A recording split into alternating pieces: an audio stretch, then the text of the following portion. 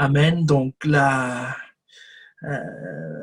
dernière fois, nous avons commencé à parler de 3 attitudes qui empêchent de reconnaître le don de Dieu et celui que Dieu a envoyé. Donc, 3 attitudes qui empêchent de reconnaître le don de Dieu et celui que Dieu a envoyé. Je crois que c'est comme ça qu'on l'avait intitulé. Et donc, la dernière fois, nous avions fait une introduction et vous verrez par la suite que ce message est dans la droite ligne de ce que Pasteur Yvan nous a enseigné ce dimanche, parce que l'objectif, c'est d'apprendre et de savoir veiller sur nos cœurs, savoir veiller sur ce, ce, ce, ce, ce réceptacle, ce récipient, enfin, ce que Dieu nous a donné et qui est la source de toutes choses dans nos vies. Parce que si dans Jean 8, que notre texte, Jean 4, verset 10, la Bible nous dit, voilà, Jésus lui dit, si tu connaissais le don de Dieu, qui est celui qui te dit, donne-moi à boire, tu lui aurais toi-même demandé à boire, il t'aurait donné de l'eau. Verset 11, t'aurait donné de l'eau. Verset 11 nous dit, non, pas le verset 11, le verset 14. Le verset 14. Il dit, celui qui boira de l'eau que je lui donnerai n'aura jamais soif. Et l'eau que je lui donnerai deviendra une source d'eau qui jaillira dans la vie éternelle. Le Proverbe 4, 23, qu'on ne va pas afficher, nous dit que garde ton cœur plus que toute autre chose, car de lui viennent les sources de la vie, les sources de la vie. Donc, ça veut dire que ce que nous allons recevoir, la parole que nous allons recevoir, nous allons l'accueillir au niveau de notre cœur. Ce que cette femme va recevoir de la part de Jésus, la parole prophétique que tu vas recevoir, la parole prophétique, c'est quoi? C'est tout simplement ce que dit Dieu. Est-ce que quelqu'un me suit? La parole prophétique, c'est ce que Dieu dit. Ce que Dieu dit est la parole prophétique. Et ce que Dieu dit prend, parce que quelqu'un croyait que quand on parle de parole prophétique, c'est forcément le passé, ou ça annonce forcément le futur. Non, la parole prophétique est ce que Dieu dit. Elle couvre toute l'échelle du temps. Elle nous annonce les choses passées. Elle nous annonce comme Jérémie, un prophète comme Jérémie, voilà, qui arrache, qui déterre ce qui avait été planté, voilà, donc ce qui était dans le passé. Moïse est un prophète et Moïse a décrit la création. Genèse, c'est lui qui l'a écrit sans y assister, sans être présent. C'est lui qui a décrit l'histoire d'Abraham, c'est lui qui a décrit l'histoire de Caïn, l'histoire d'Abel, des gens qui ne connaissaient pas. Mais c'est poussé par l'Esprit que les hommes ont parlé de la part de Dieu. 2 Timothée 3,16 nous dit que toute écriture est inspirée de Dieu. Inspiré de Dieu, c'est-à-dire le vrai auteur, c'est le Saint-Esprit. Et donc, cette parole qui est une semence arrive dans nos cœurs, donc selon Jean 4, 14, et elle produit en nous une source d'eau vive.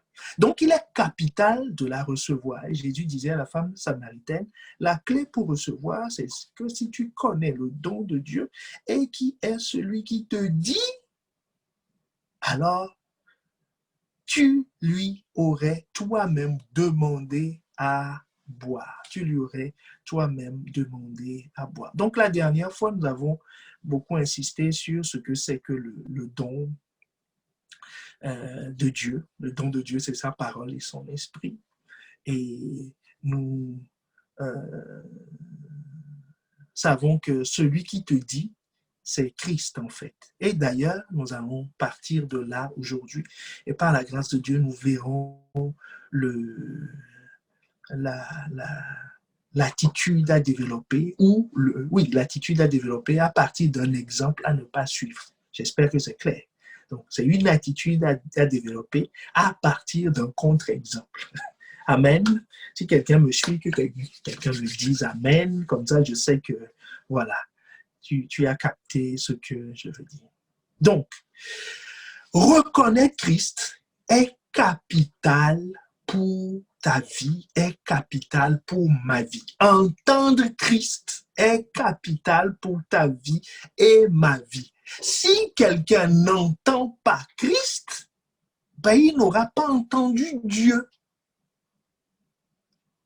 Or, parce que, oui, or, la parole prophétique passe par Christ. La parole prophétique est en Christ. Jean 1,1 nous dit que Christ est la parole. Elle s'est faite chair. Donc, tout passe par Christ. Au commencement était la parole et la parole était avec Dieu. Et la parole était Dieu. Est-ce que quelqu'un me suit? Maintenant, dans ce temps-ci, dans les temps passés, Dieu parlait par les prophètes. Mais dans ces temps-ci, Dieu nous parle en Christ. Marc 9, le verset 7. Une nuée vint les couvrir et de la nuée sortit une voix. Celui-ci est mon fils bien-aimé, écoutez-le. Celui-ci est mon fils bien-aimé, écoutez-le. Hébreux 1, le verset 1 à 2, nous dit, après avoir autrefois et à plusieurs reprises et de plusieurs manières parlé à nos pères par les prophètes, Dieu, dans ces derniers temps, nous a parlé par le Fils. Dieu, dans ces derniers temps, nous a parlé par le Fils qu'il a fait héritier de toutes choses, par lequel il a aussi créé les mondes. Est-ce que tu vois?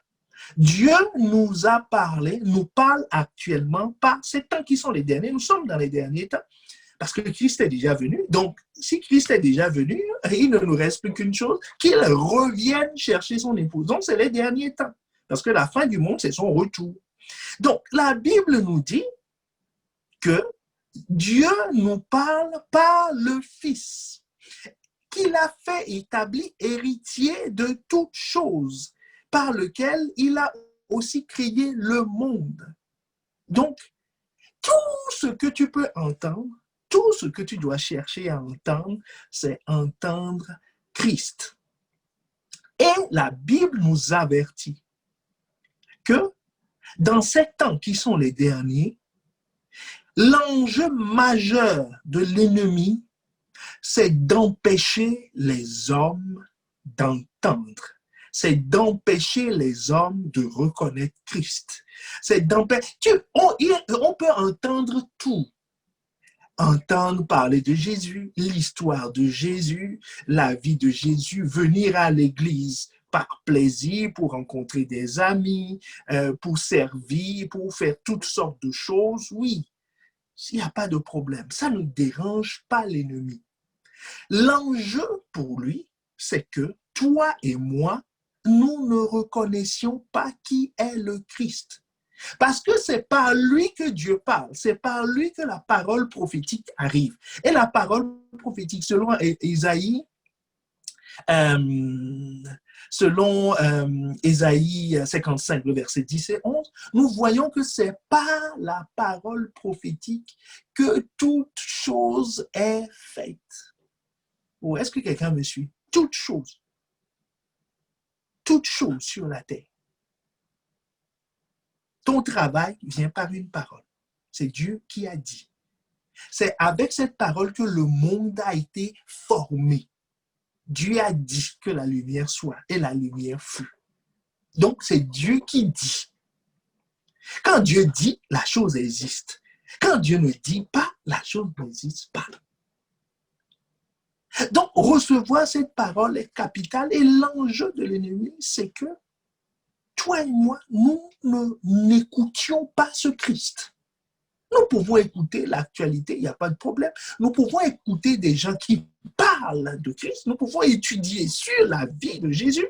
Nous pouvons connaître parfaitement la vie d'Abraham, mais il ne veut pas que nous reconnaissions la voix de Christ. Jésus dit quoi? Mes brebis entendent ma voix et ne suivront pas un autre. La caractéristique des brebis, c'est quoi? Ils entendent la voix du maître. Et quand on est brebis, psaume 23, le verset 1, je veux te dire par là que même ta provision dépend de ça. Psaume 23, le verset 1 nous dit, l'Éternel est mon berger. Autrement dit, j'entends sa voix, je suis sa voix. Je ne manquerai de rien. Donc, le fait de ne pas manquer, c'est la capacité à entendre la voix, à être la brebis du Seigneur. Est-ce que quelqu'un me suit? Donc, dans les derniers temps, il y a un enjeu majeur concernant la capacité à entendre la parole pure de Christ. D'entendre Christ. Parce que celui qui entend Christ est sa brebis, celui qui est sa brebis est dans sa bergerie. Celui qui est dans sa bergerie est protégé, est gardé. Celui qui est dans sa bergerie est nourri. Celui qui est dans sa bergerie a tout. Donc, dans ces derniers temps, les hommes, il y a deux façons principales par lesquelles l'ennemi s'attaque à ce que toi et moi, nous n'écoutions pas la parole de Christ. La première façon, c'est par en influençant ta volonté. Ta volonté. 1 Timothée 4, le verset 1 et 2. Mais l'Esprit dit expressément que dans les derniers temps, quelques-uns abandonneront la foi pour s'attacher à des esprits séducteurs et à des doctrines de démons. Par hypocrisie, de faux docteurs portant la marque de la flétrissure dans leur conscience. Dans ces derniers temps, ils vont s'attacher. Dans ces derniers temps, ils se choisiront. Ils se choisiront. Ça, c'est Pierre qui le dit, l'apôtre Pierre qui le dit dans son épître. Ils se choisiront. Des gens qui vont leur dire ce qui leur plaît. Donc, ça, c'est par choix. Est-ce que quelqu'un me suit? Ne pas écouter par choix. La deuxième façon, et c'est sur ça que nous allons nous poser aujourd'hui, c'est par influence. Influence. C'est-à-dire, le premier groupe ne reconnaît pas. N'est pas dans le cas si tu connaissais le don et qui est celui qui te dit. Voilà, il ne veut pas reconnaître le don et il ne veut pas reconnaître. Bon, peut-être le don l'intéresse, mais en tout cas, il ne veut pas reconnaître celui qui te dit. Ça ne l'intéresse pas. Donc, c'est un choix. Il veut se choisir ses prophètes. C'est le cas d'Akab. Hein. Je reviens un peu en arrière dessus, mais voilà, c'est le cas d'Akab. Vous voyez, l'histoire qu'on a lue la dernière fois dans 1 roi 22, l'histoire du roi Akab. Il a 400 prophètes qui lui disent ce qu'il veut entendre. C'est ces prophètes-là qu'il a recrutés. Voilà, qui vont lui dire que non, roi, va à la guerre, Dieu est avec toi. Non, marie-toi avec telle personne, quel que soit ce qu'il en a, Dieu est avec toi. Tel désir que tu as, accomplis-le. C'est ces prophètes qui disent non, je sens que va dans tel domaine, tu vas réussir. Il dit non, tu n'as pas respecté telle loi, c'est pas grave. Il ne te dit pas comme ça, mais il dit non, moi je sens que ça va marcher, vas-y. Mais ça ne vient pas de Dieu. Mais ça ne vient pas de Dieu. Mais on aime entendre ça, puisque la personne nous dit ce qu'on veut entendre et va dans notre sens. C'est ce que Akab a fait. Et quand Michée, le prophète Michée est venu pour lui dire une parole venant de Dieu, Michée dit non. Akab dit non. Il dit non. Il l'a fait enfermer. Mais on verra tout à l'heure comment ces choses se produisent. Donc, la deuxième façon, comme je disais, c'est par influence. Par influence. Comment l'influence se produit? Donc, quand on dit par influence, ça veut dire que ce n'est pas d'autres personnes. Ce n'est pas toi qui as fait le choix. C'est d'autres personnes qui ont fait le choix de ne pas écouter la parole de Christ. Mais maintenant écoutons ce que l'apôtre Jude, le frère de Jésus, le demi-frère de Jésus, voilà, pour être précis, le demi-frère de Jésus. Écoutons ce qu'il dit. C'est lui qui nous interpelle par rapport à cette deuxième catégorie. Il dit, amis très chers, je suis dans la version Parole de vie, Jude 2, 3 et 5. Donc, Jude, c'est un seul chapitre, donc on dit Jude 3 et 5. Amis très chers, je désirais beaucoup vous écrire au sujet du salut qui est pour nous tous. Mais maintenant, je suis obligé de le faire afin de vous encourager. Luttez pour cette foi que Dieu a donnée de façon définitive à ceux qui lui appartiennent. Écoutez bien la raison pour laquelle il dit lutter pour cette foi que Dieu a donnée de façon définitive à ceux qui lui appartiennent. Verset 4. Je vous écris parce que des hommes mauvais sont venus en secret parmi vous. Ils tordent le message d'amour de notre Dieu afin de pouvoir se conduire n'importe comment, et ils rejettent Jésus-Christ, notre seul Maître et Seigneur. Depuis longtemps, les livres saints ont annoncé leur punition. Depuis longtemps, les livres saints ont annoncé leur punition. Qu'est-ce que l'apôtre Jude dit? Il est en train de nous dire, bien-aimés, je vous avertis, parce qu'au milieu de vous, il va y avoir des frères qui, eux, ont renoncé à Christ. Donc, je vous écris pour que vous soyez avertis. Avertis. Que vous soyez avertis. Que vous fassiez attention à ces gens-là. Je te laisse lire jusqu'au verset 8 et tu comprendras quelles sont les caractéristiques de ces personnes. Les caractéristiques de ces personnes, je vous les cite, c'est des personnes qui ont rejeté l'autorité. Nous sommes dans l'introduction. Hein. Mon objectif, ce n'est pas nous parler de ces gens-là, mais je les introduis pour que quelqu'un se situe dans le contexte dans lequel nous évoluons et le contexte dans lequel Dieu nous met en garde pour avoir ces trois attitudes qui vont nous préserver de l'influence. Parce que Dieu ne peut pas enfin si, Dieu peut, mais je ne peux pas te préserver de tes choix. Mais Dieu peut nous faire grâce concernant nos choix. Donc, si quelqu'un choisit de rejeter Christ, ben Christ ne peut que constater. Puisqu'il dit, si quelqu'un me renie, donc ça veut dire que Christ ne peut que prendre acte. Ce n'est pas ce groupe qui nous intéresse. L'épître de Jude n'est pas écrit pour ceux qui ont choisi. L'épître de Jude est écrit pour nous avertir. Est-ce que quelqu'un me suit? Parce que nous devons être avertis. C'est précisément, donc je vous disais tout à l'heure que nous sommes dans la droite ligne de ce que Pasteur Yvan nous a enseigné ce dimanche. Le fait de veiller. Est-ce que quelqu'un me suit? Tu dois veiller sur toi-même. Donc l'avertissement est là, est envoyé pour nous permettre de veiller. Veiller veut dire faire attention. Si tu dois faire attention, tu dois savoir à quoi faire attention. Tu dois identifier les choses. Dire ça, c'est dangereux. Ça, il ne faut pas le prendre à la légère. Par exemple, quand il y a une ligne électrique, on met un panneau où on montre quelqu'un avec l'éclair qui est comme ça pour dire que, bien aimé, si tu touches à ça, ce fil qui paraît calme, hein, ce fil qui paraît innocent, si tu mets le doigt dedans, ça va t'électrocuter. Ça va t'électrocuter. Donc, c'est un avertissement.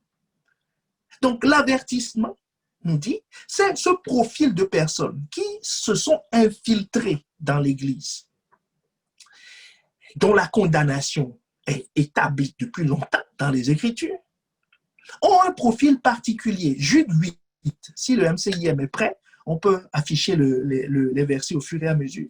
La Bible nous dit que ces hommes-là,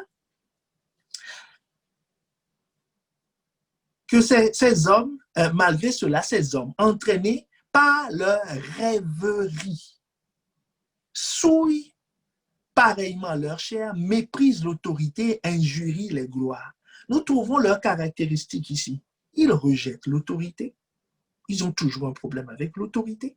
Quelle que soit l'autorité, quelle que soit l'autorité,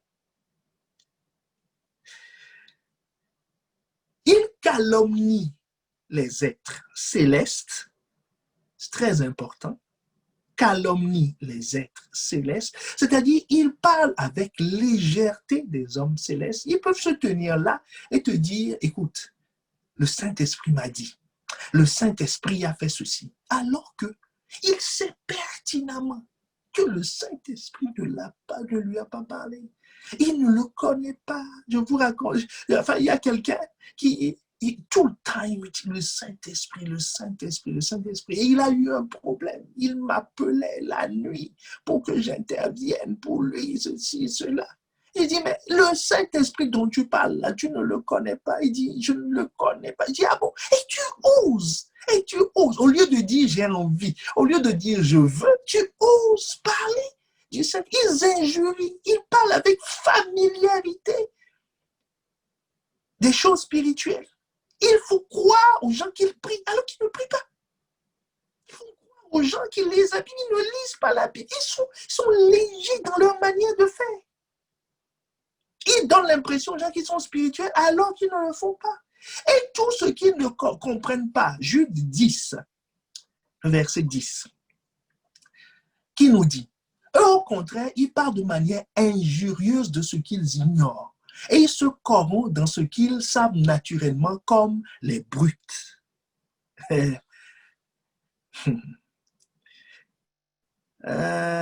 Seigneur Jésus.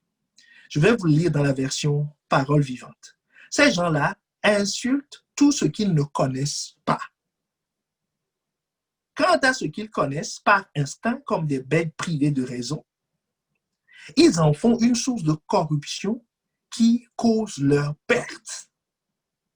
Première chose, ce qu'ils ne connaissent pas, quand le message vient, quand la révélation vient, quand une consigne vient, il dit, oh, est-ce qu'on est obligé de faire comme ça? Non, moi, je ne le sens pas. Non, pourquoi c'est pas dans nos habitudes? Il faut se mettre à critiquer. Oui, est-ce que vous êtes sûr? Est-ce que ceci? Est-ce que cela? Pourquoi? Parce qu'il ne connaît pas.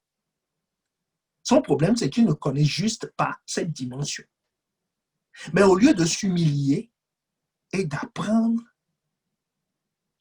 ils préfèrent faire des commentaires. Donc, c'est pour ça que la Bible dit, ils insultent, ils dénigrent ce qu'ils ne connaissent pas. Et quand ils connaissent quelque chose, c'est par pur instinct, de façon naturelle. De façon naturelle. Quelle est leur méthode? C'est ça notre point. Quand tu liras, tu sais, l'épître de Jude, c'est en fait la reprise du deuxième chapitre de la deuxième épître de Pierre, donc de Pierre 2.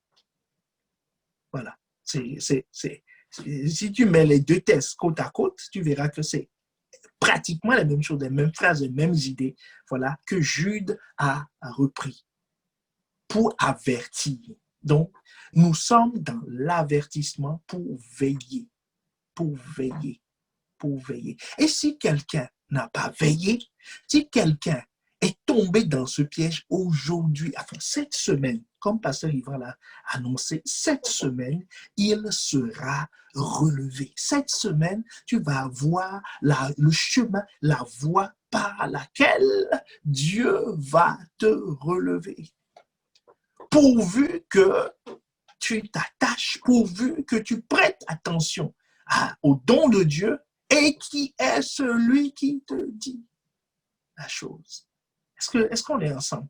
C'est-à-dire que tu entends Christ, que tu vois Christ au travers de Pasteur Yvan, que tu vois Christ au travers de ce message aujourd'hui. Amen.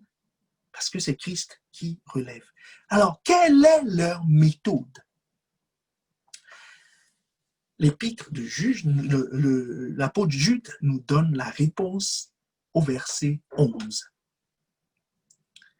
Au verset 11. Donc, on va afficher, donc Jude 11. La Bible nous dit, « Malheur à eux, car ils ont suivi la voie de Caïn et se sont jetés pour un salaire dans l'égarement de Balaam.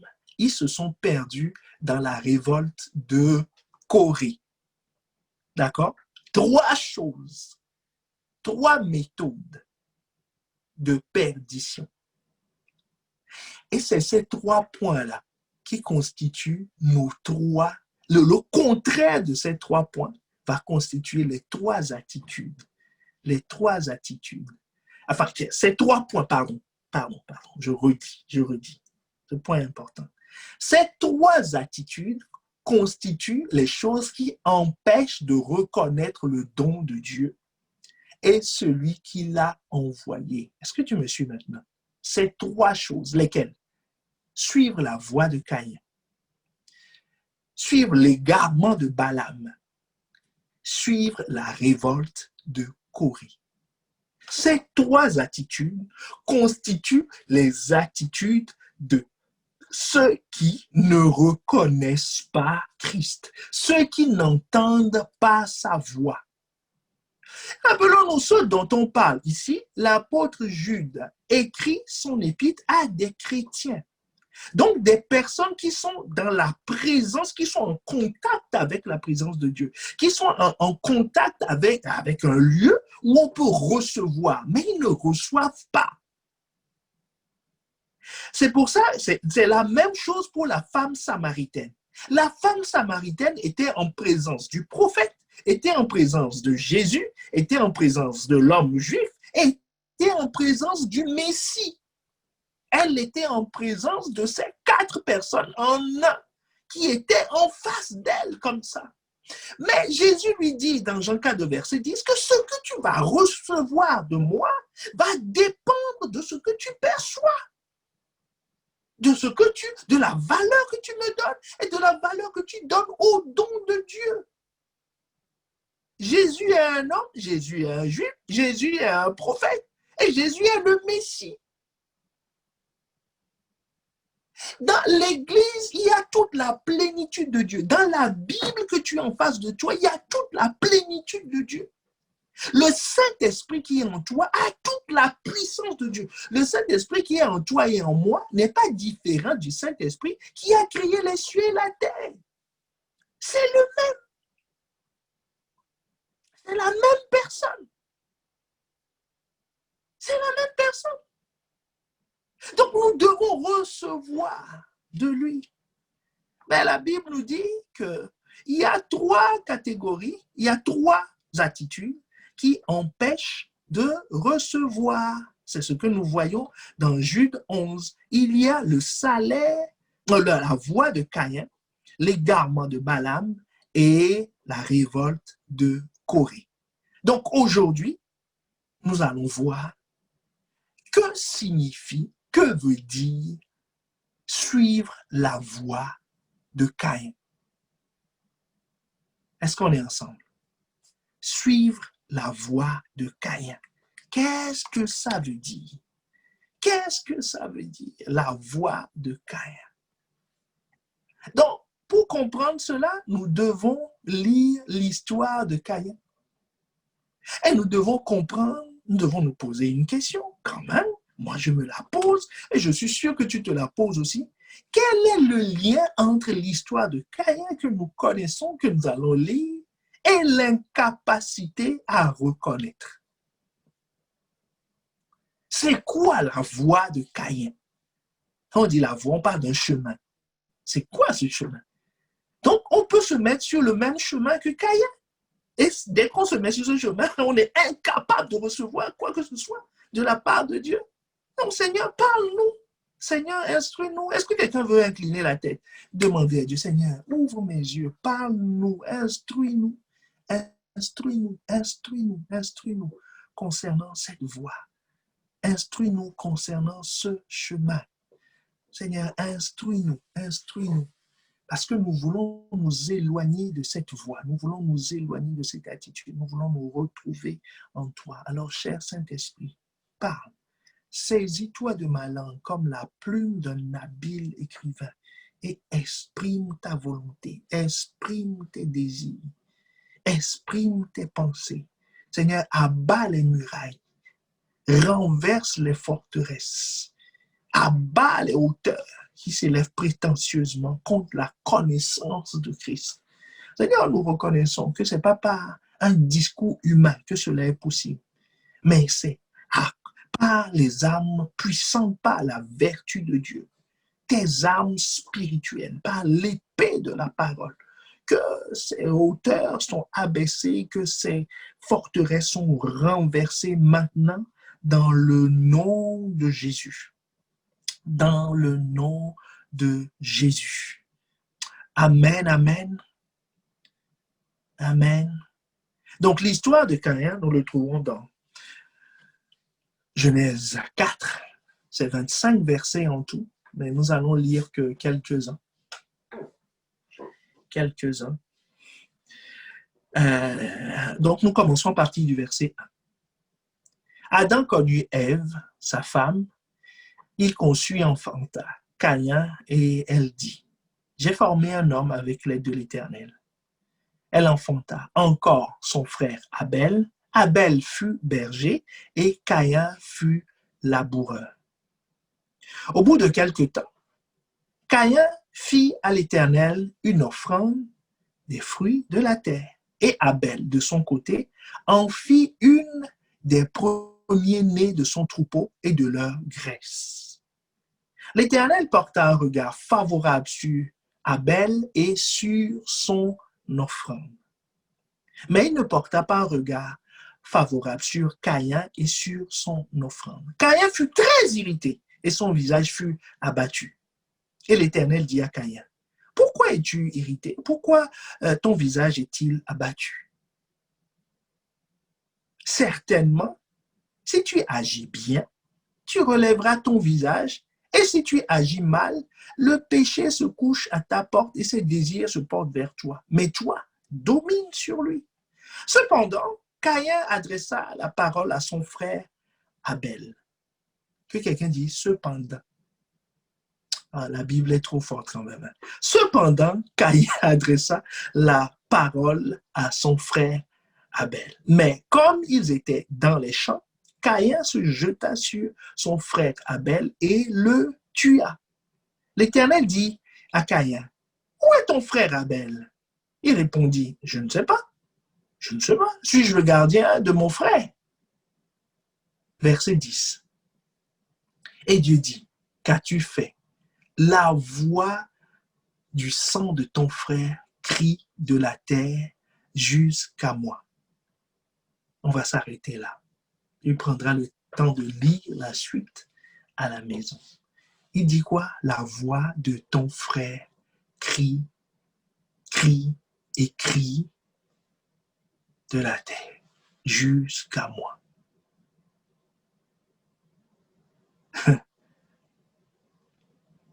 Donc, qui est Caïn? Caïn, vous voyez, Caïn, c'est pas quelqu'un qui ne connaît pas Dieu. Caïn connaît Dieu, puisqu'il a eu l'idée de faire une offrande. Il fait une offrande, en bonne et due forme. Il construit l'autel, il fait son offrande, mais sauf que son offrande, c'est des fruits de la terre. Il n'y a aucune précision concernant son offrande. Mais Abel, son petit frère, de son côté, la Bible qualifie son offrande. On dit qu'il a pris une des premiers-nés de son troupeau et de leur graisse. Donc, Abel a donné les prémices. Donc, une offrande d'honneur, de beaucoup de considération. Ça veut dire que celui à qui il offrait la chose, il considérait Dieu. Il considérait Dieu. Il ne prenait pas Dieu pour son égal. Il n'a pas pris n'importe quoi. Hein? Il n'a pas pris n'importe quoi dans son porte-monnaie, c'est-à-dire dans son troupeau. Voilà. Il dit, tiens, telle bête, viens, je vais te sacrifier. Non, il n'a pas fait ça. Il a préparé son offrande. Est-ce que quelqu'un me suit? Il a préparé son offrande. Il a pris les premiers-nés, les prémices de son troupeau et leur graisse. La graisse est la meilleure. Voilà, c'est ce qu'il y a, donc considère que c'est ce qu'il y a de meilleur. Voilà, le meilleur qu'il a offert à Dieu. Et la Bible nous dit, tu sais, chaque fois, c'est une parenthèse, chaque fois que tu prépares ton offrande, les dimanches ou en dehors du dimanche, comme ça à Dieu, non seulement Dieu pose un regard favorable sur l'offrande, mais aussi sur toi.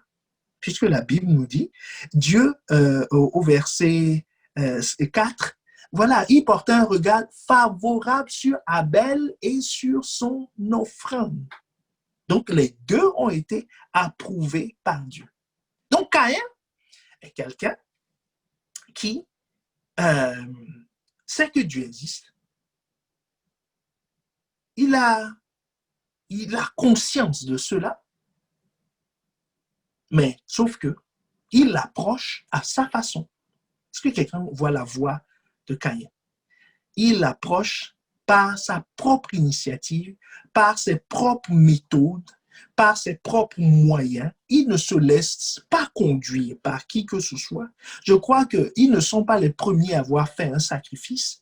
Leur père, Adam, et leur mère, Ève, ont certainement fait des sacrifices et on leur a montré une certaine façon de faire. Mais Caïn est autonome dans son système de pensée. Il fait ce qu'il veut. Il se laisse conduire. Il prie comme il veut. Il lit ce qu'il veut. Il écoute ce qu'il veut. Il fait tout ce qu'il veut. Son frère Abel a suivi un protocole qui a plu à Dieu. Donc la voix, que signifie la voix de Caïn? La voix de Caïn est une voix d'indépendantiste qui ne tient pas compte de Dieu. La voix de Caïn est une voix de familiarité. Il considère que Dieu, c'est son copain. Tu vois, c'est comme s'il organisait la sortie du vendredi soir. Quoi. Voilà, il invite Dieu, il lui donne quelque chose de tout à fait ordinaire. Il ne prend pas le temps de préparer. C'est la familiarité, pas de considération. Comme la femme samaritaine a commencé à dire, mais toi, tu es un homme, toi, tu es un juif, toi, tu es ceci. Après, elle dit, non, ce n'est pas tout à fait ça. La voix de Caïn, c'est la voix de la familiarité. Ça, c'est un premier aspect. Maintenant, dans le Nouveau Testament, Jésus va nous expliquer, va nous donner une deuxième définition de ce que c'est que la voix de Caïn. Matthieu 23, le verset 25. Si tu me suis, dis-moi amen. Matthieu 23, le verset 25.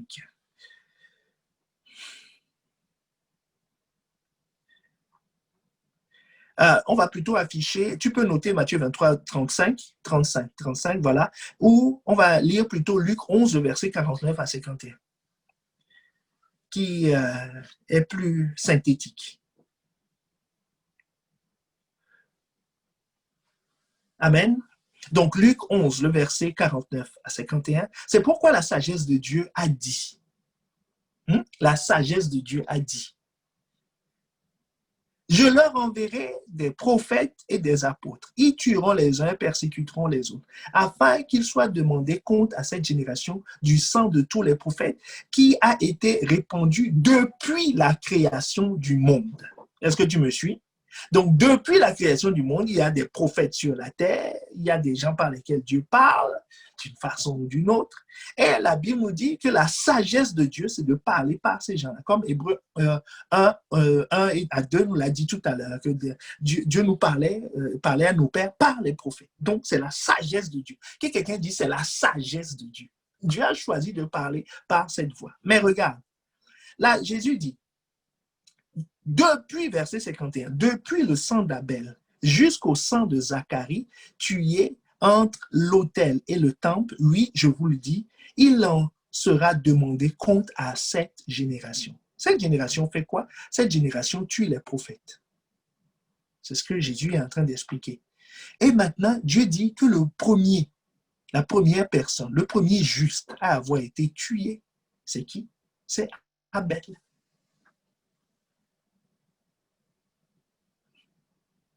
Est-ce que tu me suis? Donc, suivre la voie de Caïn, c'est quoi?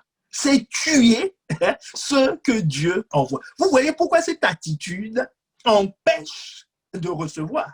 Tu ne peux pas tuer la personne et recevoir. Tu ne peux pas tuer, dépouiller la personne pour prendre le message que Dieu lui a. Non, ce n'est pas possible. Dieu dit cette génération, la génération perverse, c'est-à-dire celle qui ne recevra pas, est une génération qui tue ceux que Dieu a envoyés. Qui tue ceux que Dieu a envoyés. Est-ce que quelqu'un me suit? Il tue ceux que Dieu a envoyés. Il y a deux rois qui sont des exemples dans ce domaine. Le roi Saül. Le roi Saül, il tue les sacrificateurs. Lui, il veut David. Quiconque ne l'aide pas, quiconque ne va pas dans son sens, il le tue. Mais quand tu prends l'homme selon le cœur de Dieu, David, quand il commet l'adultère, Dieu lui envoie Nathan. Nathan qui lui donne la sentence de Dieu. Nathan qui le reprend comme un petit gamin. Mais David ne l'a pas tué. Est-ce que quelqu'un me suit? David ne l'a pas tué. David ne l'a pas tué. Donc, la voix de Caïn, c'est la voix de celui qui tue quiconque dit la vérité, quiconque amène la vérité. Je parle de la vérité de Dieu, la vérité venue par Christ. Il va s'opposer à lui. Il sera contre lui. Même s'il ne dit rien, parce que Caïn n'a rien dit. Quand l'offrande de son frère a été acceptée, il a vu, mais il n'était pas content. Il n'était pas d'accord. Il n'était pas du tout d'accord. D'accord avec ça. 1 Jean 3, le verset 12 à 13. Nous explique encore ce que c'est que la voix de Caïn. Elle ne ressemblait pas à Caïn qui était du malin, qui tua son frère. Et pourquoi le tua-t-il? Parce que ses œuvres sont mauvaises et que celles de son frère étaient justes. Jésus dit, ne vous étonnez pas, frère, si le monde vous est. Donc, bien-aimé, toi qui entends cette parole, si à l'annonce de la vérité, en lisant la Bible, en écoutant une prédication, en recevant un conseil au cours d'un entretien, voilà, quand la vérité de Christ, on dit que la Bible dit ça, ou que ce que tu as fait n'est pas bien, et que ça t'irrite, c'est quelle voix? C'est la voix de Caïn. Ses œuvres étaient mauvaises, et celles de son frère étaient justes, et il n'aimait pas. Comment on n'aime pas? Il va te prouver par tous les moyens. D'abord, il sera triste et abattu. Il sera triste et abattu. Que nous dit la Bible? C'est le verset 6, je crois. 4, le verset 6. Regarde son visage.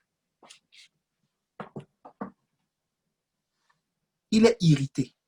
La colère. Il n'est pas triste. Hein? Parce que quand on est triste, quand la vérité vient, c'est une bonne chose. On doit être triste. On doit même être abattu. Par la grâce de Dieu, si Dieu permet, peut-être jeudi, on parlera de cela. Comment se relever quand on est tombé? Est-ce que quelqu'un me suit? Comment se relever quand on est tombé? Donc, dans le processus, on est forcément abattu. Parce que si on n'est pas abattu, on ne se relèvera pas. Parce qu'on relève celui qui est tombé. Celui qui est debout ne peut pas être relevé. Est-ce que quelqu'un me suit? Donc, Caïn, son attitude, l'attitude de la voix de Caïn, c'est quoi? Ah, la voix de Caïn, c'est qu'il est irrité. Ça l'énerve. Il dit oui, pourquoi moi? Pourquoi le message, pourquoi on s'adresse à moi comme ça? Quoi? Il n'y a que moi, c'est pas que moi qui fais ça, ceci, cela. Est-ce que quelqu'un me suit? C'est pas juste. Il est irrité. Il est irrité. Même s'il pleure en le disant, c'est de l'irritation, ce n'est pas de la tristesse. Est-ce qu'on est ensemble? Et la voix de Caïn, c'est la voix d'un meurtrier. C'est la voix d'un meurtrier. Celui qui prend la voix de Caïn va tuer. Toujours. Est-ce que quelqu'un suit? il tue. Caïn tue. Au final, il tue. En Jean 3, le verset 14 et 15, nous savons que nous sommes passés de la mort à la vie parce que nous aimons les frères. Celui qui n'aime pas demeure dans la mort. Quiconque est son frère est un meurtrier. Et vous savez qu'aucun meurtrier n'a la vie éternelle demeurant en lui. C'est un meurtrier. Comment Caïn, dans la voie de Caïn, quand on s'engage dans la voie de Caïn. Donc, je récapitule. Hein. La voie de Caïn, c'est que il sait que Dieu ne l'approuve pas, mais il ne cherche pas à être approuvé de Dieu. Il suit sa propre voie. Mais en étant à côté de Dieu, en faisant les activités de Dieu, il était en train de faire une offrande à Dieu. L'histoire commence par une offrande. C'est-à-dire, il veut servir Dieu d'une certaine façon. Il veut être à côté de Dieu d'une certaine façon. Dieu lui dit, non, on ne fonctionne pas comme ça avec moi. Il dit, non, moi, tu vas fonctionner avec moi comme moi je veux. Et il s'irrite. Il s'irrite contre qui? Contre son frère. Il n'aime pas ses frères. Et la Bible nous dit qu'il est meurtrier. Alors, comment on devient meurtrier? On devient meurtrier par la bouche, par sa langue. Proverbe 28. Je me suis trompé dans la référence. C'est le texte qui dit « La vie et la mort sont au pouvoir de la langue ». Si vous pouvez me le trouver, j'ai noté Proverbe 28, mais je n'ai pas Proverbe 28. On peut afficher en attendant Proverbe 11, verset 11, qui nous dit « La ville s'élève par la bénédiction des hommes droits », comme Pasteur Yvan nous l'a enseigné, par le bénédire, c'est-à-dire ce qu'on dit, les paroles de bénédiction. Voilà, élève la ville. Mais elle est renversée par la bouche des méchants. Donc, la bouche des méchants peut renverser. Si vous avez trouvé la référence, c'est Proverbe 18, le verset 21. Proverbe 18, verset 21. 18, verset 21. Pour quelqu'un, que la vie et la mort sont au pouvoir de la langue. Donc, avec la langue, on peut tuer. Donc, Caïn a tué, peut tuer par sa langue. Donc, Caïn au milieu de nous, suivre la voie de Caïn, c'est contester la vérité, vouloir tuer le transporteur de la vérité par sa bouche, en racontant des choses, en dénigrant, en tournant des histoires. La chose s'est passée comme ça, on la raconte d'une autre façon, de façon à accuser, à démontrer que ces gens-là sont mauvais. Voilà. C'est ça l'objectif, c'est tuer, c'est distiller la mort avec sa langue. Mais vous savez, c'est de l'abondance du cœur que la bouche parle. Et Luc 6, 45 nous dit que l'homme bon tire le bon trésor de son cœur et le méchant tire les mauvaises choses de son mauvais trésor. Donc, ça veut dire que la mort est dans le cœur, de Caïn. Et c'est ce que Jean 3 nous dit. Il dit que, en fait, celui qui n'aime pas, Caïn n'aime pas. Celui qui n'aime pas demeure dans la mort. Le verset 14 nous dit, celui qui n'aime pas demeure dans la mort. Donc, le Caïn, c'est quoi? La voie de Caïn, c'est quoi d'autre?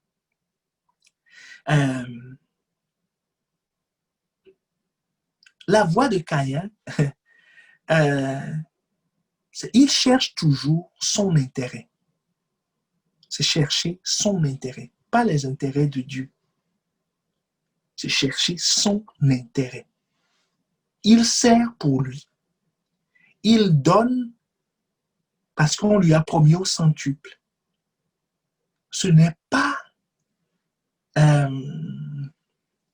signe d'honneur. Il doit faire une offrande. Donc, il ramasse tout n'importe quoi. Mon père Adam a dit qu'il faut il faut bâtir un hôtel. Donc, je bâtis, je ramasse, je fais tout. Voilà, je dois lire ma Bible. Oui, je lis. Je lis. Si je ne lis pas encore, on va me poser des questions. Voilà, je lis. Comme ça, je pourrais me présenter à ceci. Voilà, je fais. Quoi, comme ça, j'ai la paix. Je prie. Comme ça, on me voit et je suis en paix. Il ne le fait pas pour Dieu. Il le fait pour lui. Et il cherche son intérêt. Est-ce que quelqu'un me suit? La voix de Caïn. La voix de Caïn. C'est tout ça qui amène Caïn à tuer. Donc, Caïn est égoïste. Il cherche son intérêt. Caïn tue. Il tue comment? Par sa bouche. Il tue comment? Caïn peut tuer aussi en te privant de la gloire de Dieu. En étant une relation qui t'empêche d'être connecté à Dieu comme il faut. La Bible nous dit dans Psaume 11, verset 3, « Quand les fondements sont renversés, le juste, que ferait-il? » Les fondements, c'est quoi? C'est la parole. Jésus nous dit que celui qui bâtit sa maison dans Matthieu 7, celui qui bâtit sa maison sur le roc. C'est celui qui entend, qui obéit à la parole, n'est-ce pas? Donc, si tu n'as pas de fondement, si tes fondements sont renversés parce que soit tu n'as pas entendu, ou soit tu n'as pas appliqué, c'est-à-dire soit Caïn t'empêche d'entendre ou d'appliquer la parole. Vous voyez, c'est ce qui s'est passé avec notre frère Samson. C'est pour ça que la Bible nous dit de veiller. C'est pour ça que la Bible nous dit de veiller. Dalila a empêché Samson de maintenir sa relation avec Dieu. Si les fondements sont renversés, que ferait le juste? C'est comme ça que Samson a été tué. Est-ce que quelqu'un me suit? C'est comme ça que Caïn a été tué.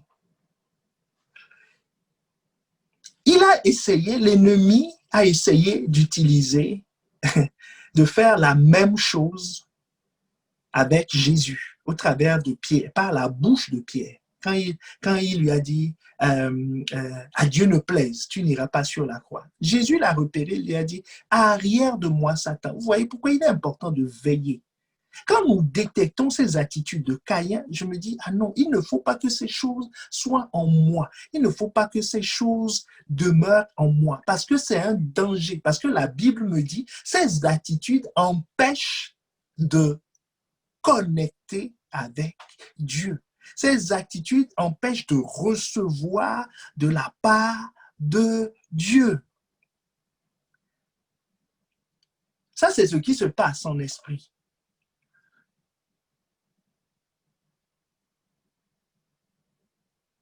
C'est ce qui se passe en esprit. Maintenant, nous allons avancer. J'aimerais résumer tout ça et pour que quelqu'un comprenne que la voix de Caïn, la Bible nous parle de voix. Dans le psaume 1, que nous n'allons pas afficher, mais j'ai juste à cœur de vous le lire. Il y a réellement une voix et ce que la Bible nous demande, c'est de ne pas nous tenir sur cette voie. La Bible nous dit dans le psaume 1, le verset 1, « Heureux l'homme qui marche selon le conseil, qui ne marche pas selon le conseil des méchants, qui ne s'arrête pas sur le chemin des pécheurs, qui ne s'assied pas sur le banc des moqueurs. » Qui ne s'assied pas sur le banc des moqueurs. Ça a ramené à Caïn, voilà, qui ne suit pas la voie de Caïn. La voie de Caïn est une voie, est un chemin. Et qui dit chemin, dit un début et une fin. Et tout chemin mène quelque part. Je vous ai brossé tout à l'heure, je vais le reprendre plus en détail. Comment le chemin commence? Le chemin commence par une offense. Par une offense. Réelle ou non? Est-ce que tu me suis? Réel ou non? Abel a eu son offrande approuvée. Dieu l'a approuvée. Dieu approuve quelqu'un. Élève ton frère. C'est quoi le problème? Caïn a un problème avec. Il est choqué par ça. Un autre type de Caïn, c'est Judas. Qu'est-ce qui l'a choqué? Parce qu'il y a une femme qui a pris une année de salaire et qui l'a versé sur les pieds de Jésus. Ça l'a choqué. Ça l'a choqué. Qu'est-ce qui choque? Voilà, l'offense subie ou suggérée. Mais dans tous les cas, c'est un mensonge. La voix de Caïn commence par l'offense, c'est-à-dire l'absence de vérité. Est-ce que tu me suis? L'offense ou l'absence de vérité, l'absence de connaissance de la vérité, parce que cette offense-là, c'est toujours un mensonge. Mais le mensonge vient comment dans une vie? Comment commence la voix de Caïn? Soit c'est subi, c'est-à-dire induit par la personne elle-même. Personne ne lui a dit de s'offenser. Il vient à l'église, dit oui, mais pourquoi on a placé l'autre là-bas, on ne m'a pas placé ici? Pourquoi j'ai l'impression qu'il y a du favoritisme? Il y a ceci, il y a cela. Et il s'offense tout seul dans son coin. Oui, le pasteur ne m'a pas salué aujourd'hui. Il a fait le coup d'Alain par moi. La façon dont il m'a regardé aujourd'hui ne m'a pas souri. C'est quoi le problème? Voilà, tout seul. Personne ne lui a rien suggéré. Ça commence dans son cœur. Il dit oui, c'est pas normal. C'est pas normal. Mais il garde le sourire. Est-ce que quelqu'un le suit? Un joli sourire. Il monte 32 ans. Mais il est déjà offensé. Ça, c'est l'offense subie. C'est lui, il est tout seul. Il y a l'offense suggérée. Quand un tiers, est-ce que toi, tu as remarqué ça? Est-ce que c'est normal? Non, moi, je ne sens pas la chose. Non, le Saint-Esprit m'a dit. Là, lui, il est indemne. Il n'y pensait pas forcément, mais il avait un petit fond quand même parce que ça doit reposer sur une certaine prédisposition. Est-ce que quelqu'un me suit? Mais il a une prédisposition, mais il n'a pas posé l'acte. Et c'est là où on vient lui suggérer. On vient lui suggérer. Donc, il a un mensonge qui s'est glissé en lui, qui l'offense. Comment ces choses arrivent?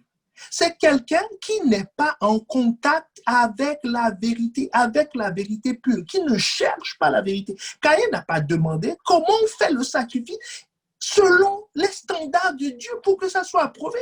Caïn ne s'est pas approché d'Abel pour lui dire « Abel, explique-moi, quel était ton secret ?» Caïn ne s'est pas approché de Adam pour lui dire « Mais papa, qu'est-ce qu'il faut faire ?»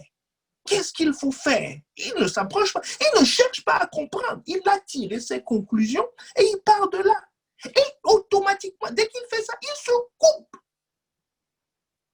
Est-ce qu'il se coupe? Il se coupe tout seul.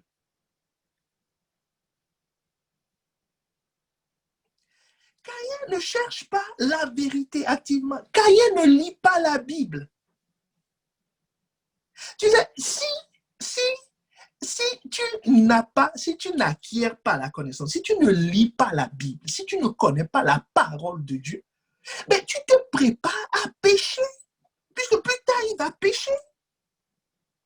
Quelqu'un me dit, mais comment cela se fait-il si je ne lis pas la Bible? Ah non, moi j'ai des principes, je peux me garder plus. Mais non, parce que plus tu vas évoluer, plus tu t'exposes. C'est comme si quelqu'un dit, moi, je vais conduire une voiture. Mais je ne connais pas le code de la route, je ne connais aucun panneau. Je rentre dans la voiture. Mais mon ami, quand il va arriver au rond-point, il ne sait pas comment tourner. Est-ce que quelqu'un me suit? Parce que ça ne lie pas. Donc, ce que tu ne sais pas, tu te prépares à faire une faute. Ou tu te lèves comme ça, tu vois, tu dis, je veux jouer au foot. Donc, tu descends sur le terrain et tu te mets à jouer. Tu dis, ah, c'est un ballon, non? C'est là, il faut le mettre dans le but. Non, il y a des règles. Est-ce que les gars me suivent? Il y a des règles. Si tu ne les connais pas, tu vas faire des fautes.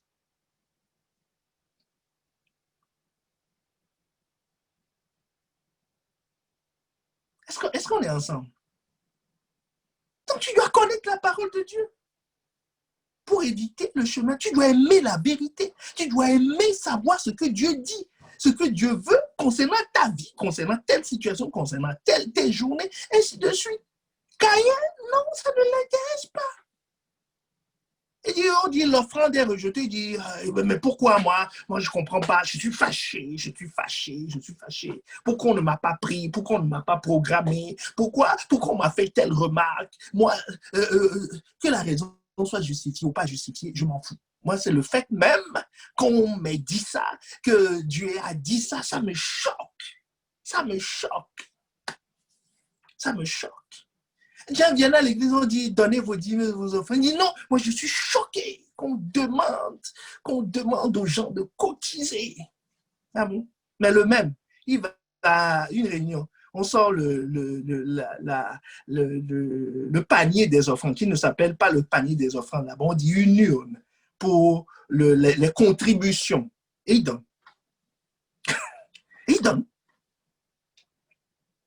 Mais l'église dit, je suis choqué. Et quand il est choqué dès le départ, comme les offrandes, c'est avant le message, il n'écoute plus le message. Chaque fois que tu es choqué par ce que tu vois, tu te coupes.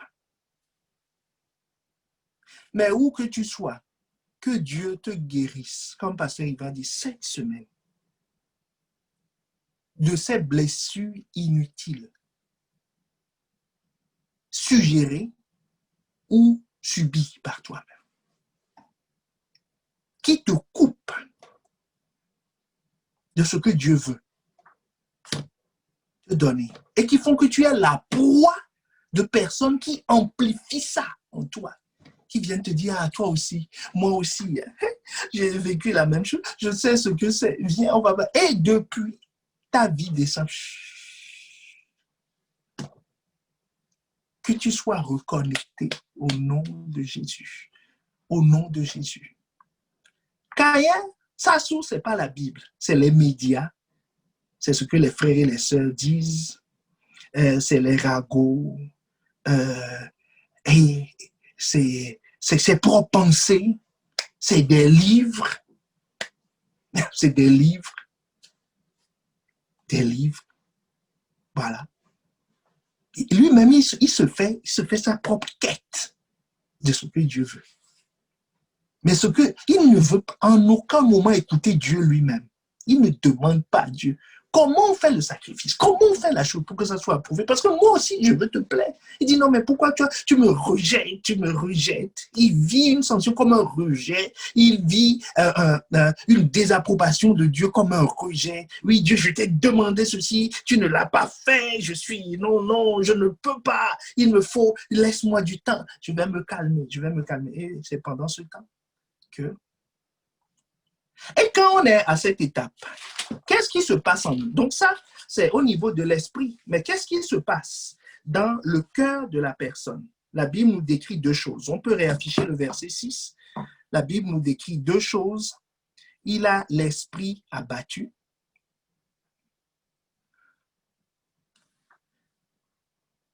D'abord, il est irrité et il a l'esprit abattu. Donc, verset 6. Pourquoi es-tu en colère? Job 5, le verset 2. Job 5, verset 2, va nous parler de la colère, de l'irritation. L'insensé périt dans sa colère. Le fou meurt dans ses emportements. Cette colère-là, la Bible nous dit quoi? Que l'insensé périt dans sa colère. On peut regarder le verset affiché. L'insensé périt dans sa colère. Donc, cette colère-là, contre le fait que la chose ne se passe pas, c'est-à-dire Jésus ne se présente pas à moi comme moi je l'aurais souhaité. Si Dieu doit nous visiter, serait-ce par un homme, serait-ce par un juif? Non, moi, ça m'énerve, quoi. Ah, tu vois, c'est ça, moi, ça m'irrite parce qu'on a un problème avec les juifs. Est-ce qu'il doit se présenter de telle manière? Est-ce que c'est de telle façon qu'il doit nous le dire? Ainsi de suite, ça m'irrite. La Bible dit, l'insensé périt dans sa colère. Quand on s'énerve contre ces choses, quand on s'énerve contre des autorités, quand on s'énerve contre ce que Dieu dit, quand on s'énerve, en fait, on est en train de périr. Autrement dit, on est en train d'accumuler la mort en nous. L'insensé périt dans sa colère et le fou meurt dans ses emportements. Par ses colères, par ses irritations, il accumule, et tu comprendras pourquoi dans Luc 6, 30, 42, quand on dit de l'abondance du cœur, la bouche parle, vous comprenez pourquoi quand Caïn s'est retiré, il méditait dans son coin, il voyait son frère, il lui souriait, mais dans son cœur, il disait il va voir, il va voir, il va voir. C'est ce qu'il disait dans son cœur. Mais à l'extérieur, tout sourit. Est-ce que quelqu'un me suit? À l'extérieur, mais dans son cœur, il va voir. Il avait une colère en lui. Cette colère accumule la mort en nous. Ça produit une deuxième chose. Ça produit une deuxième chose. Donc, nous sommes en train de voir l'impact, hein, c'est-à-dire la voie de Caïn, nous l'avons vu au niveau spirituel. Il n'aime pas la vérité, il est déconnecté de la vérité. Au niveau émotionnel, il y a deux sentiments principaux en lui, la colère et l'abattement. Bien aimé, l'abattement, la colère et l'abattement, la colère particulièrement, la personne peut pleurer, hein, mais elle est en colère. Et deuxième chose, l'abattement. Ésaïe 42, le verset 1 à 4.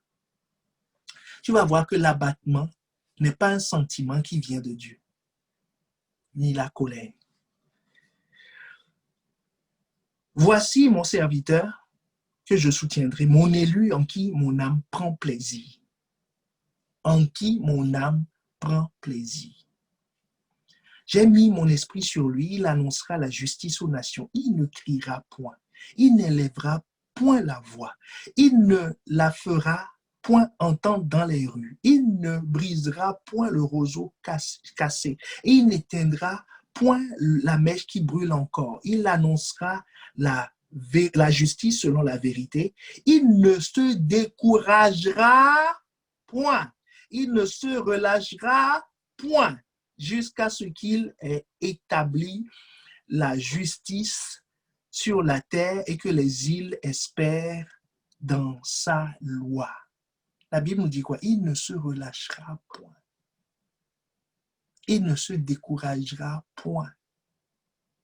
La voix de Caïn est une voix de yo-yo. Est-ce que quelqu'un me suit?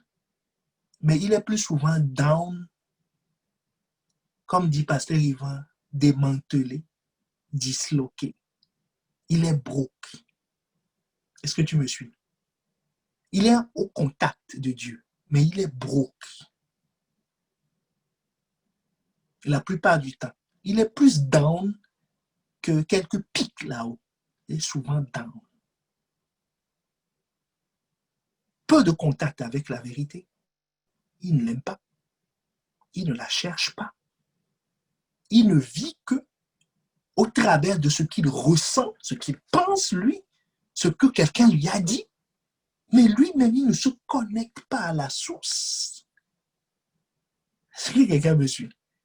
Pour puiser, pour tirer. Mais dans son âme, colère, irrité contre tout. Oui, pourquoi ceci? Pourquoi cela? Et paradoxalement, il est tout le temps abattu. Mais Dieu dit que son moi, il ne se découragera point, il ne se relâchera point jusqu'à ce qu'il ait établi la justice sur la terre. Et que les îles espèrent en sa loi.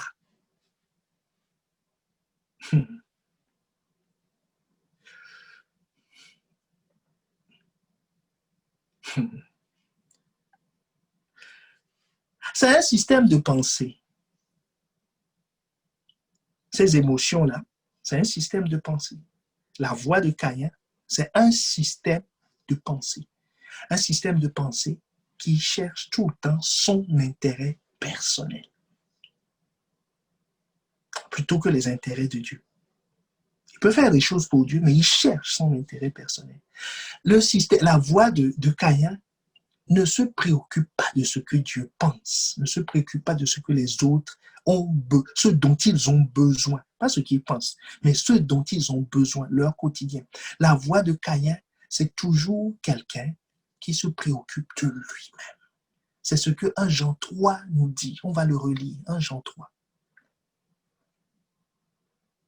On va lire à partir du verset 11. Car ce qui vous a été annoncé et que vous avez entendu dès le commencement, c'est que nous devons nous aimer les uns et les autres. Les uns les autres. Verset 12. Et ne pas ressembler à Caïn, qui est du malin, qui tua son frère. Et pourquoi le tua-t-il? Parce que ses œuvres sont mauvaises et que celles de son frère étaient justes. Ne vous étonnez pas, frère, si le monde vous hait. Verset 16. On peut afficher le verset 16. 1 Jean 3, le verset 16.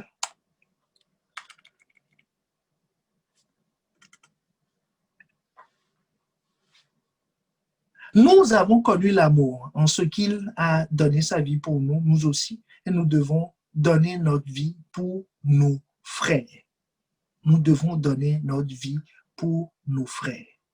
Si quelqu'un possède les biens de ce monde, je continue, verset 17 jusqu'au verset 19.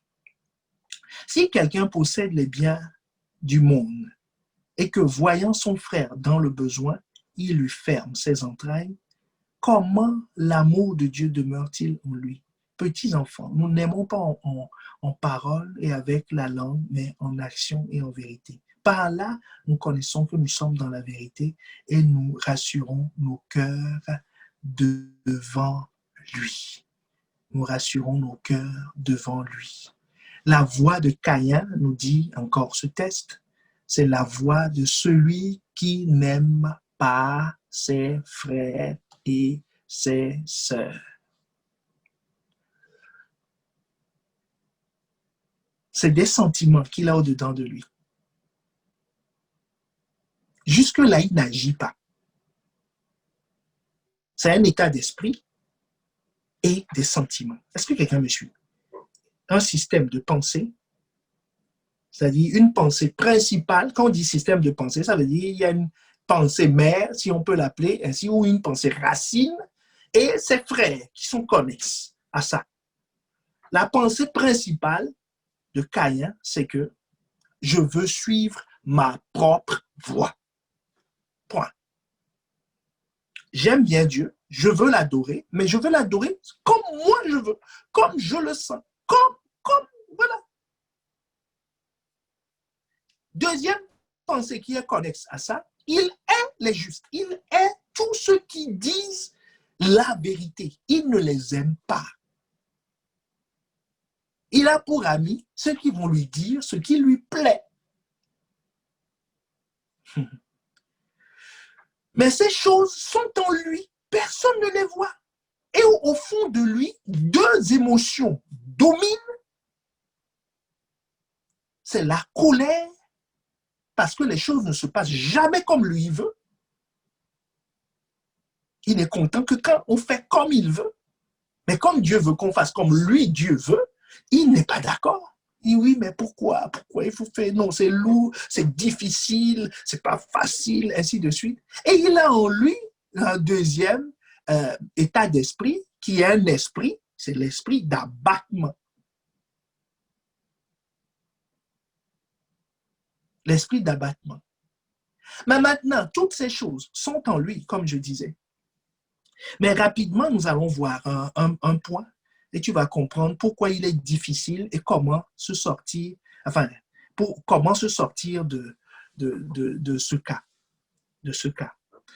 Parce qu'il faut que tu comprennes le processus du péché, pour que tu comprennes ce que Dieu voulait dire à Caïn au verset 7. On peut afficher le verset 7. Il dit, si tu agis bien, tu relèveras la tête. Mais si tu n'agis pas bien, le péché qui est tapis à ta porte et ses désirs se portent vers toi, mais toi domines sur lui. Bien-aimé, tu vas dominer sur ce péché.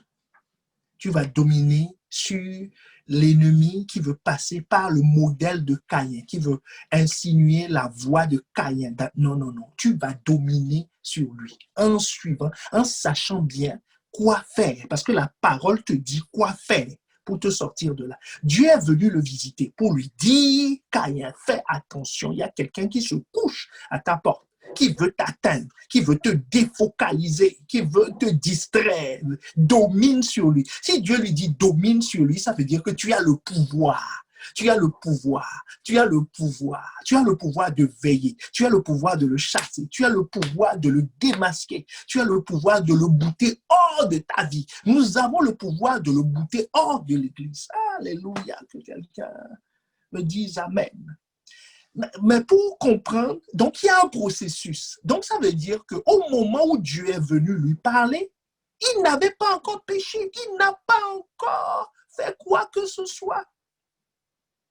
Mais comme il n'a pas voulu écouter Dieu, la suite de l'histoire nous dit, cependant, verset 8, il adressa la parole à son frère. Toutes ces choses se passent en lui, mais cependant, il adressa la parole à son frère Abel. Ça veut dire quoi? Il adressa la parole à son frère Abel. Il a présenté à Abel une autre image. Tu crois que si Abel savait que son frère le haïssait, le détestait, il allait le suivre pour aller dans les champs, pour qu'il le tue? Non. Donc, ça veut dire que Caïn présente une autre face. C'est la voix de Caïn. C'est une autre face qui n'a rien à voir. Il est abattu au-dedans de lui, mais à l'extérieur, il montre à tout le monde que ça va. Ah non, on est connecté. Non, moi j'ai pris. Ah non, le Saint-Esprit agit dans ma vie. Il est détendu. Quand tu la vois, dis non, j'ai une parole pour toi. J'ai une parole pour toi. Il y a quelque chose qui est monté dans mon cœur. Je ne dis pas que tout le monde est comme ça. Mais Caïn est comme ça. Est-ce qu'on est ensemble? Est-ce qu'on est ensemble? Il faut que tu comprennes le processus du péché. Pourquoi Dieu lui dit, Caïn, domine? Parce que jusque-là, tu es abattu, il y a toutes ces choses qui sont en toi, mais tu n'as pas encore péché. Ce n'est pas encore grave. Tu peux changer. Tu peux changer. Tu peux changer. Nous allons voir le processus du péché. Jacques 1, le verset 13 à 18. La Bible nous dit que personne, lorsqu'il est tenté, ne dise, c'est Dieu qui me tente. Car Dieu ne peut être tenté par le mal, il ne tente lui-même personne.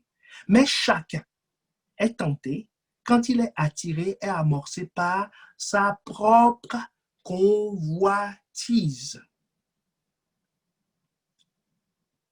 Donc, le péché commence par quoi? D'abord, la convoitise. La convoitise se trouve où? Dans l'âme. La convoitise est une perception. Caïn a d'abord été attiré par l'offense en disant non, c'est pas normal. C'est pas normal. Pourquoi l'offrande de mon frère est acceptée? En plus, c'est mon petit frère. Qu'est-ce qu'il a de plus que moi? Ainsi de suite. Ah, voilà, il a commencé comme ça, amorcé par sa propre convoitise. C'est là où Dieu est venu le voir. Il dit, hey, Caïn, attention, ne sous-estime pas ces sentiments qui sont en toi. Elles vont te booster hors de ma voix. Elles vont te disqualifier, vont t'empêcher de recevoir de ma part. Dit, Caïn, fais attention, ne sous-estime pas cette colère que tu as, cette haine que tu as au fond de toi. Ne marche pas ça en disant je souris, tout va bien, voilà, je donne une belle apparence. Tu ne fais pas, c'est le péché qui se couche à ta porte. Verset 15. Puis la convoitise, lorsqu'elle est conçue, lorsqu'on lui donne une forme,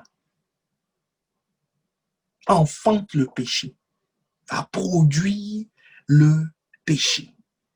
La convoitise va produire le péché.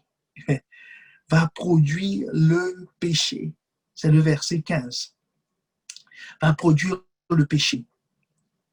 La version parole vivante, on ne va pas l'afficher, nous dit, or, le mauvais désir, si nous lui cédons, enfin, si vous l'avez, vous pouvez l'afficher, ceux qui sont à la projection. Si nous lui cédons, conçoit et donne naissance au péché. Est-ce que tu vois maintenant?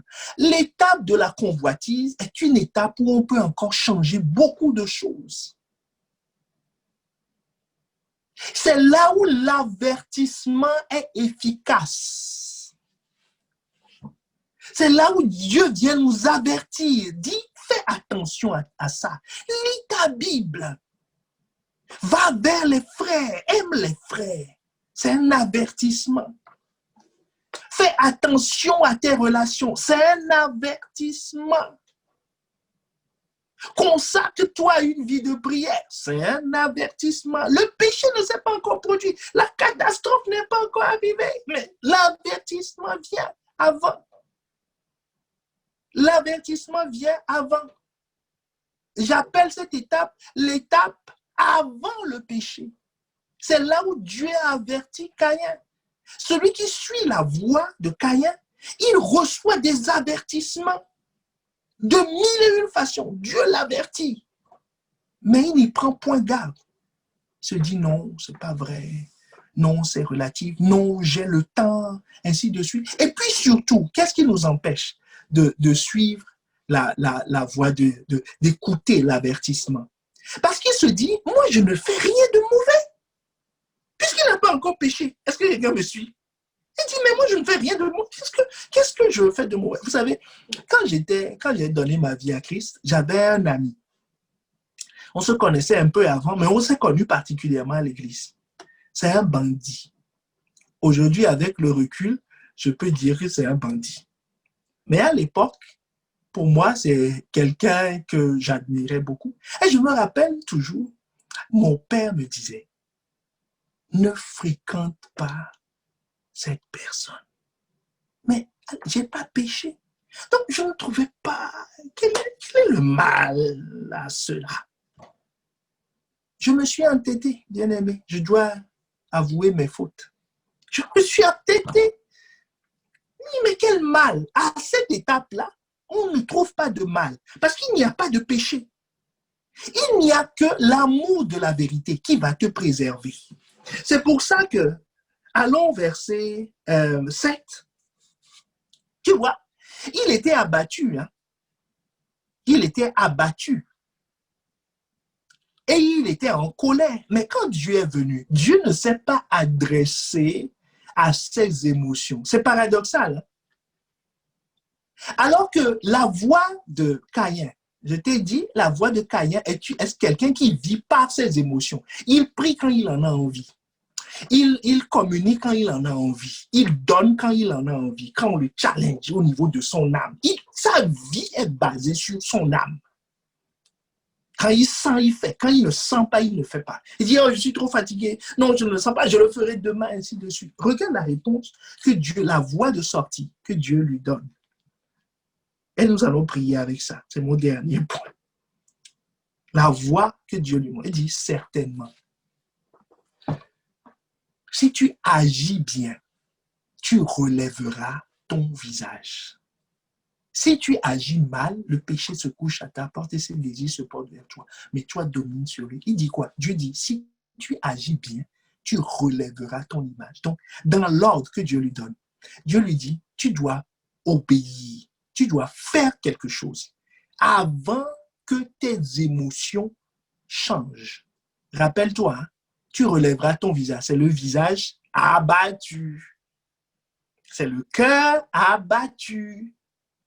Dieu ne lui dit pas, non, je vais relever ton cœur d'abord, tes émotions. Voilà, quand tu vas bien te sentir, tu vas te tourner vers ton frère, tu vas commencer à aimer. Non, Dieu dit, si tu agis bien, c'est-à-dire si tu aimes ton frère,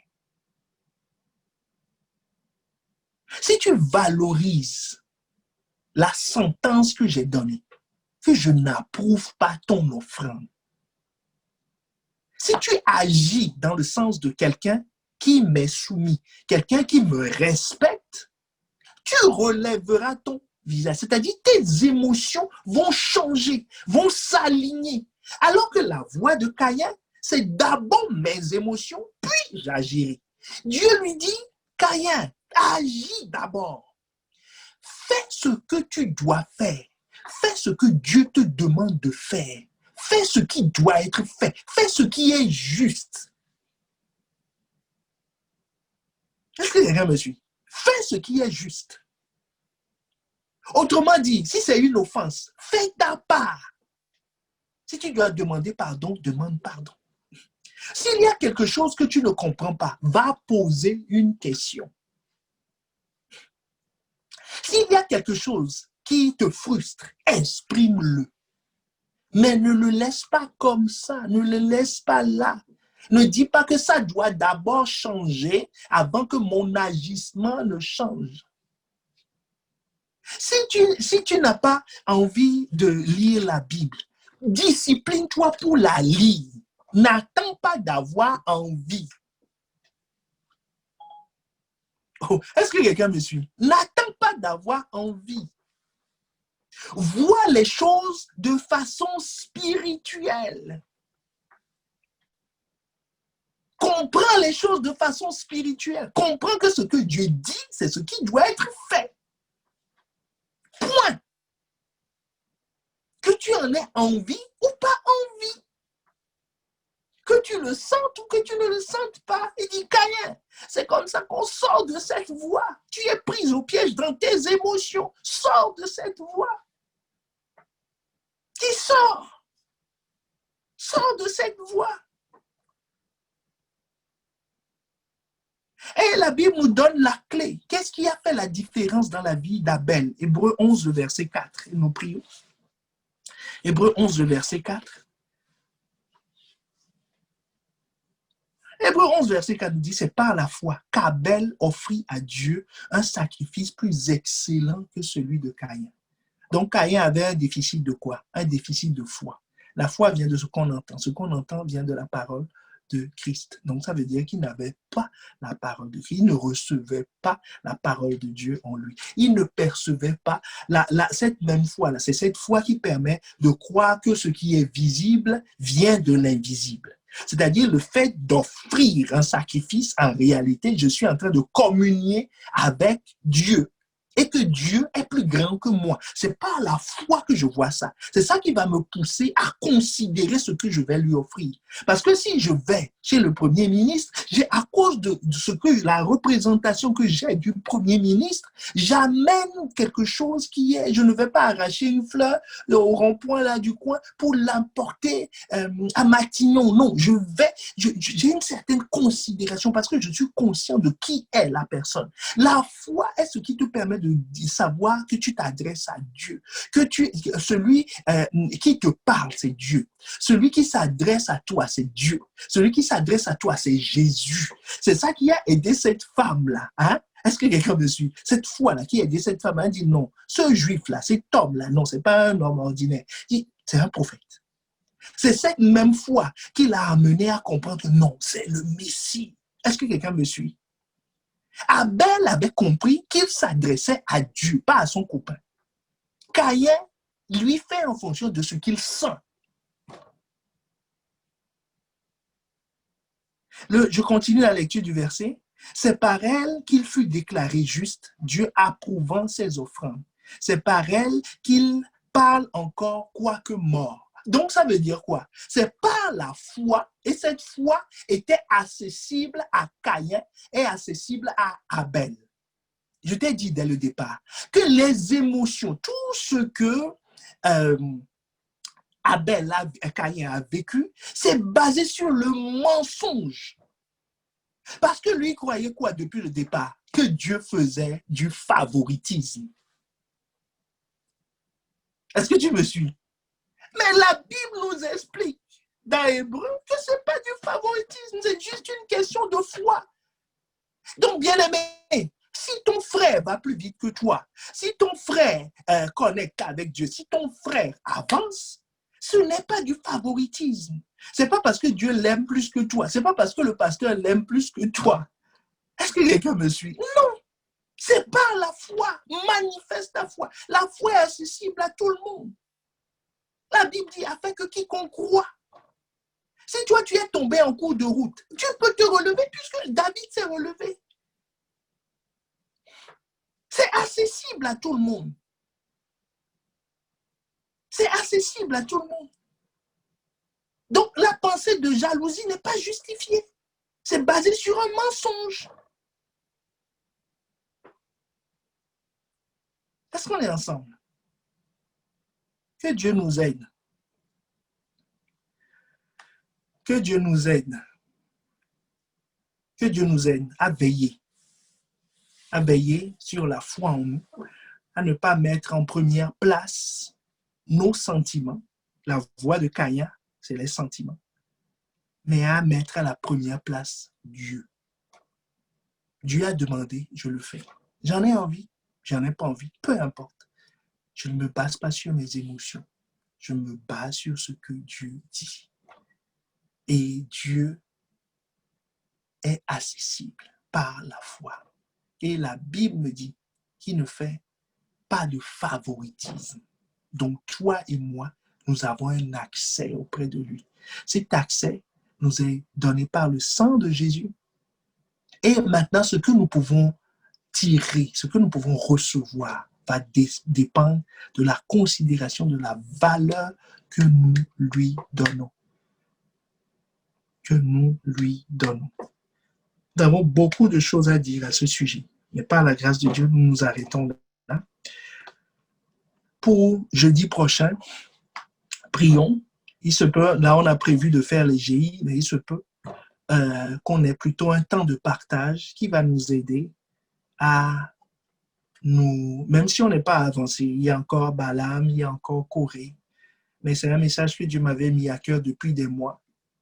Parce que j'ai posé la question à Dieu, j'ai dit, Seigneur, si quelqu'un est tombé, comment savoir qu'il se relève? Comment l'aider à se relever? Et Dieu m'a parlé.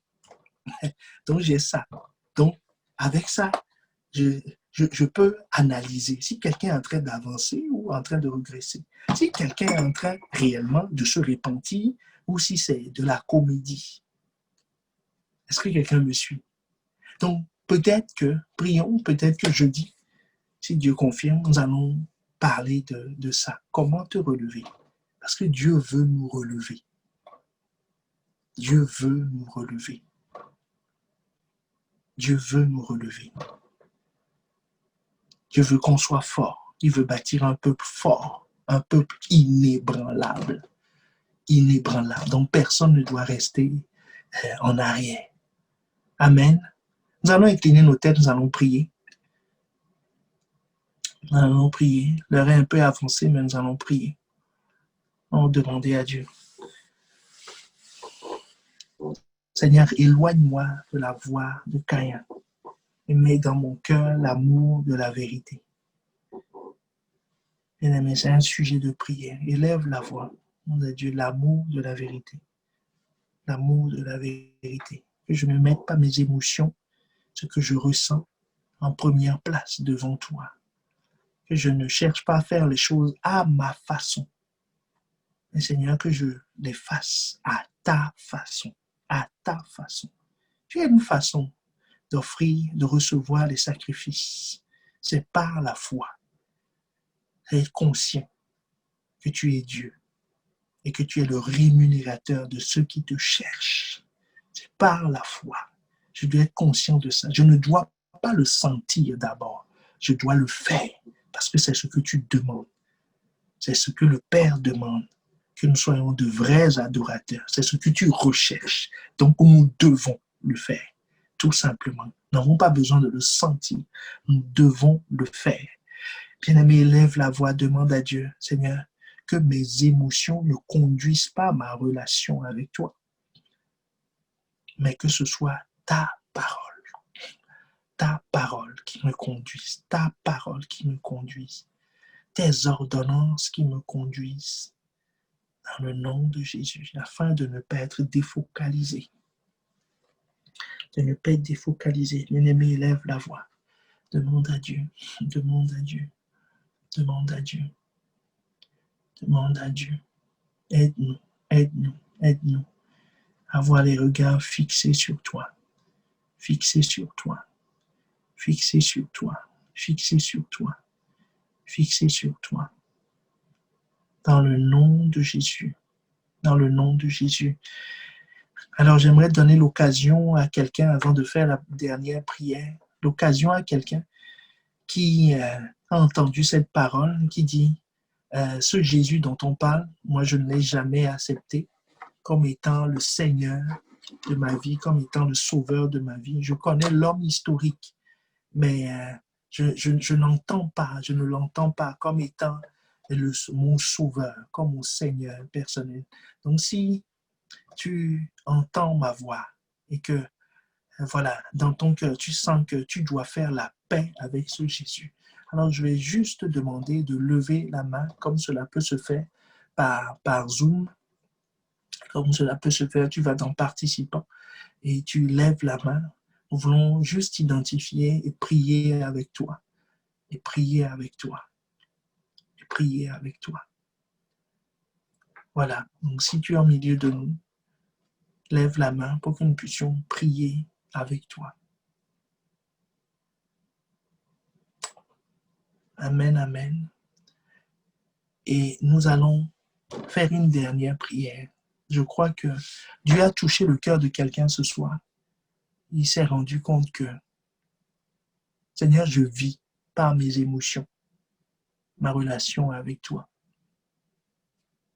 Je suis sur une voie qui m'éloigne de toi. Je comprends pourquoi je suis souvent en colère contre tout, contre moi-même, des fois, contre les autres, contre l'Église, contre les autorités, contre toi. Pourquoi il y a ce sentiment en moi? Pourquoi il y a en moi l'abattement? J'ai le visage abattu. Même si je fais semblant de sourire à l'extérieur, comme Caïn a fait avec son frère. Alors, bien-aimé, commence par demander pardon à Dieu de là où tu es. Demande pardon à Dieu de n'avoir pas tenu compte de sa parole comme étant la référence. Et que ce n'est pas parce que je sens, parce que j'ai envie que j'obéis, que je dois faire mon culte personnel, que je dois me discipliner, que je dois chercher à recevoir de lui. Mais je dois le faire tout court parce que Dieu m'a dit, l'homme ne vivra pas de pain seulement, mais de toute parole qui sort de la bouche de Dieu. C'est une raison suffisante pour que je puisse le chercher, pour que je puisse le mettre dans mon emploi du temps, que je puisse m'attendre à lui chaque matin. Donc, bien-aimé, demande pardon à Dieu. Tu sais à quel niveau est ton blocage, quelle est l'attente que tu avais de Dieu, l'attente déçue que tu as et qui fait que tu ne le fais pas. Tu sais quelles sont les priorités, les choses que ton âme aime, que tu veux voir réunir d'abord avant de faire quoi que ce soit avec Dieu. Bien-aimé, élève la voix. Nous sommes en train de préparer nos cœurs. Élève la voix et demande pardon à Dieu d'avoir eu cette lecture de la chose. Demande à Dieu maintenant, je veux être comme Abel. Je veux être comme Abel. Je veux être conscient que tu es Dieu, que tu n'es pas un homme, mais que tu es Dieu, que tu es élevé au-dessus de tout. Tu es élevé au-dessus de tout. Je comprends que les choses visibles sont sorties de l'invisible. Alors demande à Dieu, aide-moi, aide-moi, aide-moi. La Bible nous dit dans Hébreux 11, verset 6, on peut l'afficher si vous trouvez, Hébreux 11, verset 6. Or, sans la foi, il est impossible de lui plaire. Celui qui s'approche de Dieu doit croire que Dieu existe. Celui qui ouvre sa Bible pour la lire doit croire que Dieu existe et qu'il est dans le livre, qu'il lui parle. Celui qui prie Dieu doit croire qu'il existe. Celui qui vient à l'église doit croire que Dieu, que c'est la maison de Dieu et non la maison communale ou une maison, sa propre maison. C'est la maison de Dieu. Il doit croire cela et qu'il est le rémunérateur de ceux qui le cherchent. C'est une façon de valoriser Dieu, de croire qu'il est là. Alors demande à Dieu, Seigneur, mets cette foi dans mon cœur, mets cette perception dans mon esprit, que je puisse croire, que je puisse croire en m'approchant de toi, m'approcher de toi avec foi, te mettre à la première place avec foi, laisser mes émotions avec foi, en considérant que ça, c'est la réalité et pas la vérité. La vérité, c'est ce que tu dis. Ce que je sens n'est pas la vérité. La vérité, c'est ce qui sort de ta bouche. La réalité n'est pas la vérité. Ma réalité n'est pas la vérité. Ce que je veux, c'est la vérité.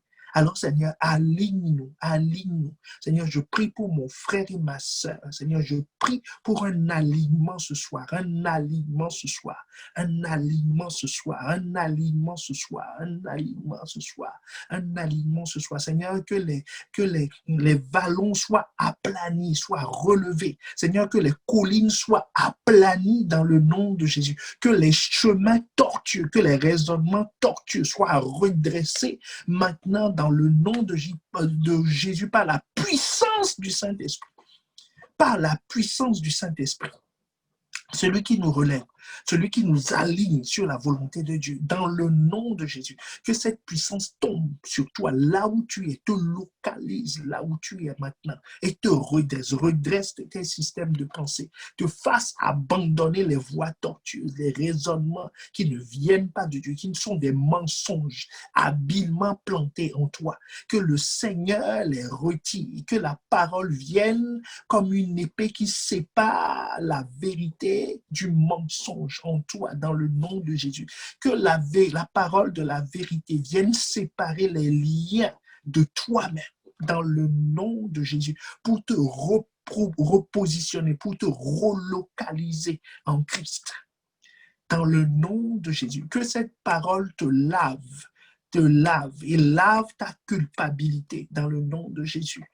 Dans le nom de Jésus. Parce que l'avertissement est pour éviter la catastrophe et que Dieu te fasse échapper, que la parole, la révélation de cette parole te fasse échapper de la fosse, de la destruction. Dans le nom de Jésus.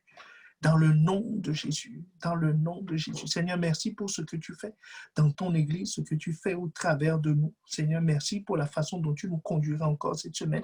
C'est les messages que tu vas donner à ton serviteur, Seigneur, afin que ceux qui n'ont pas veillé, ceux que le diable a voulu terrasser, Seigneur, qu'ils soient relevés et qu'ils repartent, Seigneur, ceux que le diable a voulu piéger dans les voies de Caïn viennent dans les voies de Christ et marchent dans les voies de Christ, dans le nom de Jésus. Dans le nom de Jésus. Nous avons prié, nous disons Amen, Amen, Amen,